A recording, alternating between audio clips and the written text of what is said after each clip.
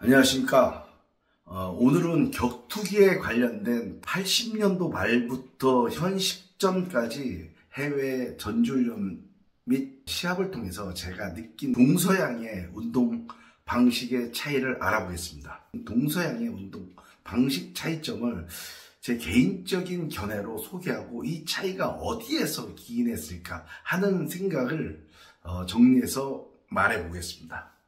지금은 동서양의 운동 스타일이 인터넷과 유튜브 그리고 많은 전지훈련과 교류를 통해 가지고 비슷해졌지만은 제가 운동하던 시절은 분위기가 많이 달랐습니다. 그 중에서도 동서양의 운동 스타일 중 다른 것을 꼽으라면은 약 한 두 가지 정도를 말해볼까 합니다. 첫 번째는 동양인들의 기본기 그리고 획일적인 스타일. 서양인들은 자율성과 개별적인 스타일이 좀 다르지 않나 이렇게 생각을 합니다.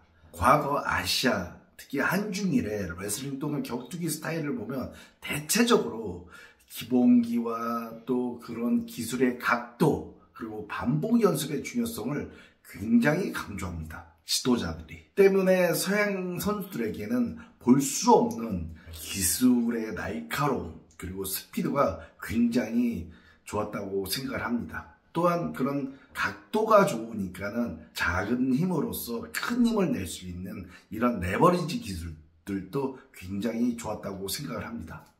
참고로 축구선수 손흥민 아버지 모든 것은 기본기에서 시작한다 라는 말을 하듯이 아시아, 특히 동아시아 사람들은 기본기를 아주 중요하게 생각을 합니다. 이렇듯 기본기가 좋은 선수들은 어렸을 때는 티가 안 나지만 육체적으로 완전하게 성장하고 성이 되었을 때는 손흥민 선수처럼 탄탄한 실력을 아주 오래 가져갈 수가 있습니다.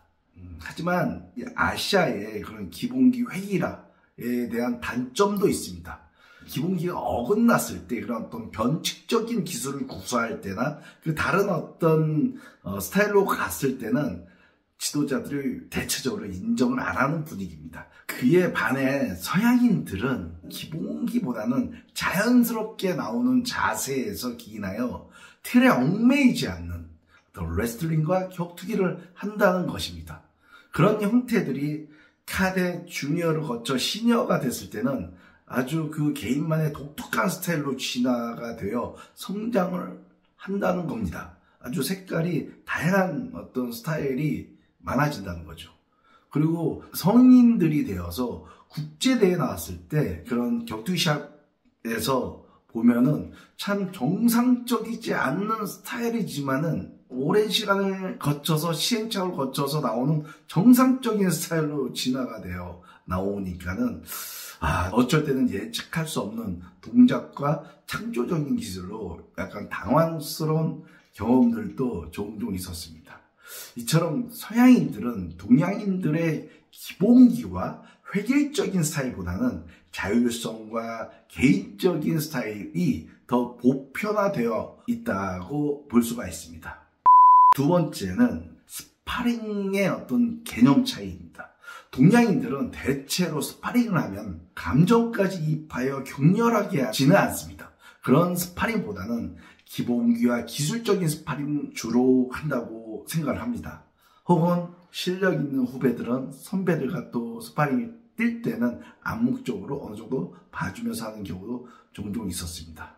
저 역시 고등학교 시절에 상비군에 들어갔을 때 제가 좀 격렬하게 하거나 행여 이기면은 운동 끝나고 선배들이 좀 트집 잡아서 기합을 받았던 생각들이 종종 납니다. 여하튼 이 동아시아권 선수들은 운동 스타일은 대체적으로 좀 비슷한 경향이 있지 않나 이렇게 생각을 합니다. 그에 반해 헝가리, 러시아, 불가리아, 유럽 또는 북미 대표팀들과 어떤 유명 격투기 팀들과 훈련을 해봤을 때 느낀 점들은 자유스러웠으며 운동 중에 지도자가 기술 설명을 했을 때는 그냥 편안하게 앉아서 듣는 경우를 봤습니다. 그때 어릴 때 저에게는 문화적 충격이었습니다. 서양인들은 자유스럽게 운동하는 것 같아도 본격적으로 레슬링 스파링이나 격투기 스파링 시에는 아주 감정까지 이입하면서 격렬하게 스파링을 하는 모습들을 볼 수가 있었습니다. 제가 어렸을 때는 막 러시아에서 운동하는 거 보면은 자신의 감정까지 막 이입해서 막 상대를 갖다가 막 테이크다운 하려고 하는데 안 넘어가면 막 매트 바퀴까지 막 끌고 가서 내동댕이 치고 과격한 모습들도 볼 수가 있었습니다. 아마 그런 스타일로 동양권에서는 감정적으로 스파링을 뛰었다고 하면은 그 두 선수들은 아마 끝나고 일주일 동안 서로 말도 안 하고 밥도 같이 안 먹었을 겁니다. 그런 스파링들을 보면서 제가 개인적인 생각은 뭐 당시에 서양인들이 각국 대표를 하거나 혹시 프로파이터로서 살아남아야 하기 때문에 목숨 걸고 격렬하게 스파링을 한다고 생각을 했었는데, 시간이 지나고 지속적으로 서양인들을 관찰했을 때는 일반적인 서양인들, 운동하는 어떤 주짓수나 수련하는 사람들도 아주 격렬하게 하는 스타일들을 많이 봤습니다. 저도 개인적으로 이런 격렬한 스파링을 굉장히 좋아합니다. 지금도 박준영 선수와 한번 스파링이 시작되면은 정말 죽일 듯이 둘이 스파링을 뛰고 납니다. 근데 이 스파링에서 좋은 장점은 몰입, 그리고 체력, 그리고 창조적인 플레이를 만들어낸다는 겁니다. 저는 이런 스파링이 실질적인 운동의 상승 효과를 가져온다고 생각합니다.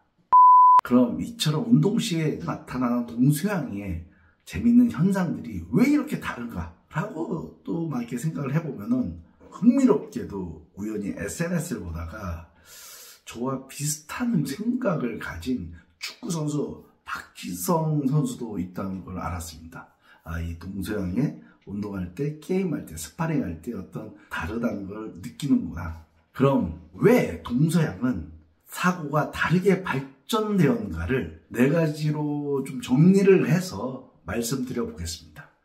1번, 범주화. 여러분들도 이런 실험 영상들을 보신 적이 있으실 겁니다. 원숭이, 돼지, 바나나를 놓고 비슷한 부류를 2개를 묶어보라고 했을 때는 동서양인들의 대상으로, 동양인들은 대체적으로 원숭이가 바나나를 좋아하니까 그런 생각으로 관계성으로 원숭이 바나나를 대체적으로 많이 묶습니다.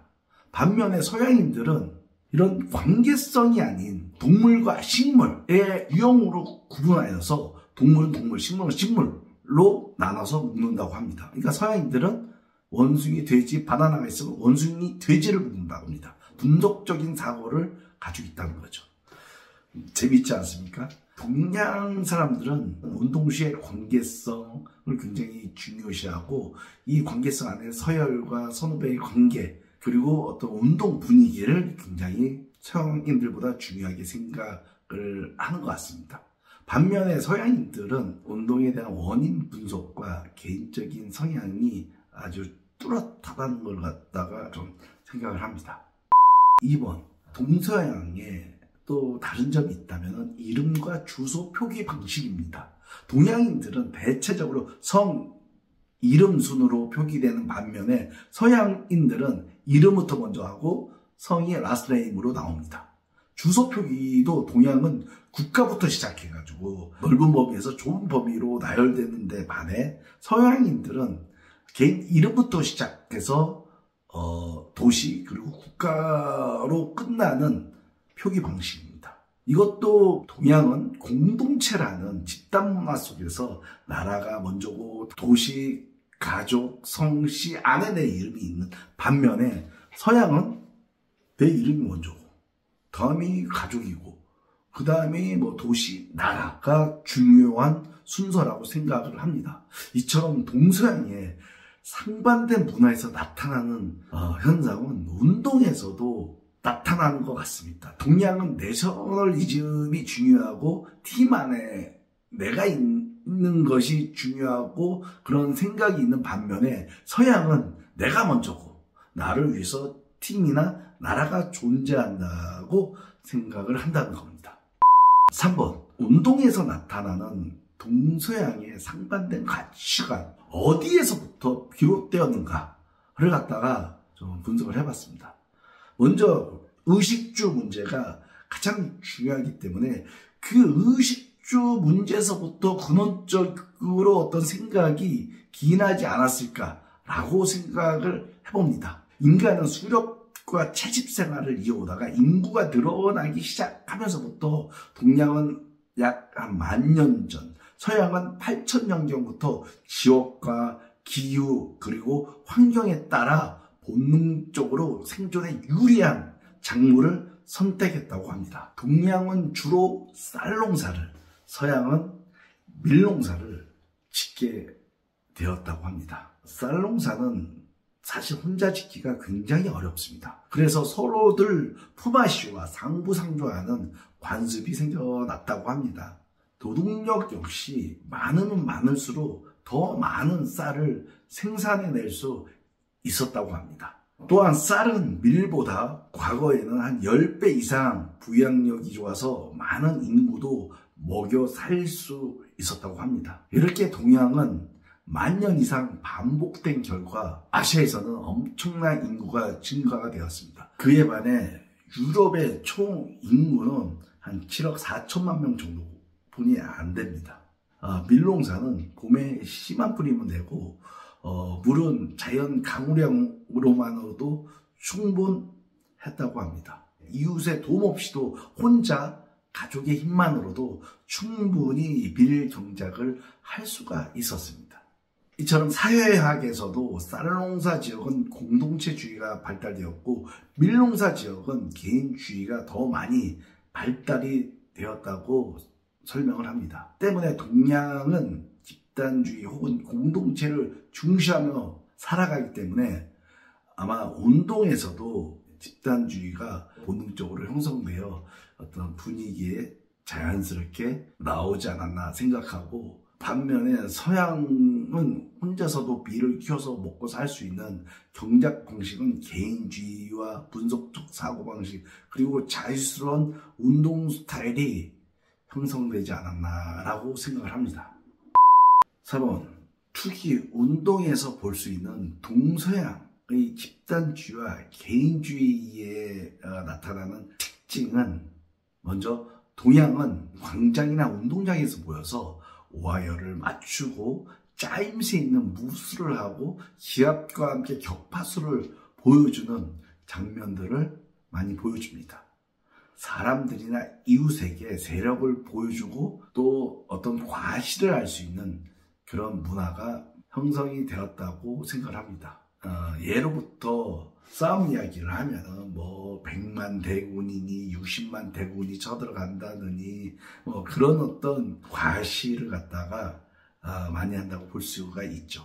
특히 동양의 투기 종목들을 자세히 살펴보면 한국의 씨름, 일본의 유도, 중국의 우슈 같은 종목들은 경기 전에도 인사를 하고 시합 끝나고도 인사를 합니다. 즉 시합의 승패를 떠나 이 운동은 예로 시작해서 예로 끝난다고 볼 수가 있죠.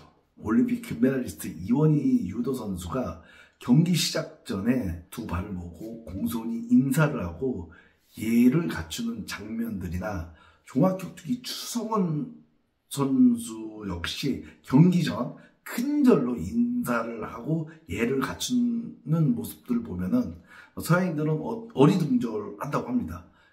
하지만 동양인들은 마음속에서 예의가 있구나, 감동적이다 하면서 멋있다고 굉장히 좋아합니다. 또 다른 거는 일본의 스모 선수들도 자세히 보면은 시합을 승리할 때나 졌을 때나 자신의 감정을 드러내지 않습니다. 감정을 드러낸다는 것은 어른으로서 예가 없다고 생각을 합니다. 이처럼 예를 중시하는 동양의 모습은 제가 봤을 때 나보다는 타인 그리고 즉 집단을 중시하는 데에서 발로한 것이 아닌가 생각을 합니다. 그에 반해서 서양의 투기 종목 레슬링이나 복싱 같은 경우는 경기 전 간단하게 악수나 글러브 터치를 통해 가지고 바로 시합에 임합니다. 그리고 주어진 시간 동안 개인의 역량을 최대한으로 펼치면 됩니다. 타인의 눈보다는 내 자신이 중요하고 내 자신의 실력을 타인에게 완벽하게 증명하는 것이 곧 나를 나타내는 근본이라고 생각을 하면서 둘 안에서 이기는 모습들을 갖다가 보여주는 게 자신이라고 생각합니다. 오늘은 인류학과 연관해서 동서양의 운동 방식의 차이를 좀 알아봤습니다. 특히 이게 어디까지나 저희 개인적인 견해임을 다시 한번 밝힙니다. 이것이 맞다, 옳다, 그르다 라는 것보다 왜 이렇게 서로 다른 사고를 가지게 되었을까 하는 생각을 하시는 게 더 좋으실 것 같고, 지금 뭐 정보화 시대의 동서양의 그런 장단점, 다른 점들을 서로 배우고 인식하고 또 우리가 받아들일 건 받아들이면서 동반하는 계기가 되었으면 하는 마음으로 항상 한국 격투기를 사랑해 주시고 코리안 팀을 사랑해 주시고 격투 라이프를 사랑해 주시고 응원해 주시면 감사하겠습니다.